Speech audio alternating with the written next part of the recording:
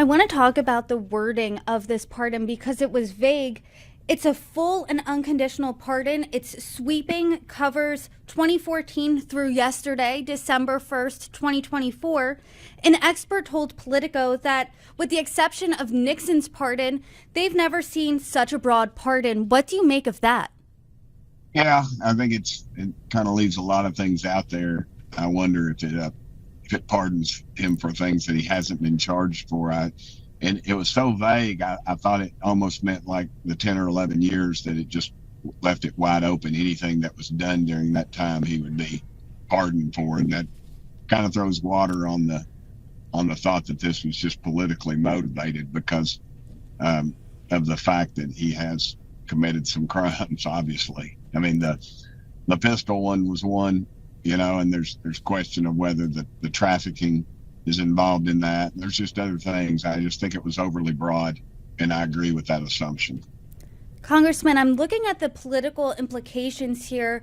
Do you think that this sets a precedent that no one's above the law except the president, a president's family member, or perhaps someone close to the president?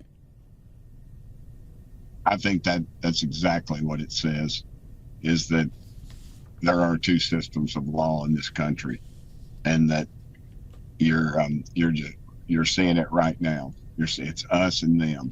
It's the big boys in power versus the regular America who never gets a break.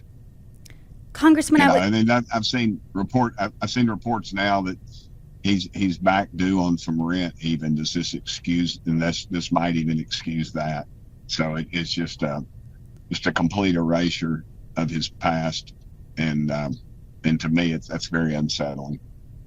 Congressman, I would love to switch gears here and get your reaction to some news made a few days ago. President-elect Donald Trump selected his ally, Kash Patel, to serve as the FBI director.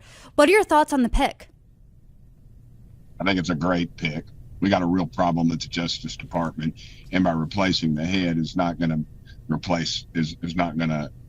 erase the bad behavior.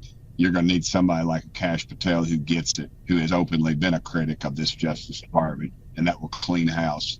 It's the third, fourth level tier of people that your real problems are, that remain in power regardless of who is the head of it. And I think President Trump realizes that from his first term to this term.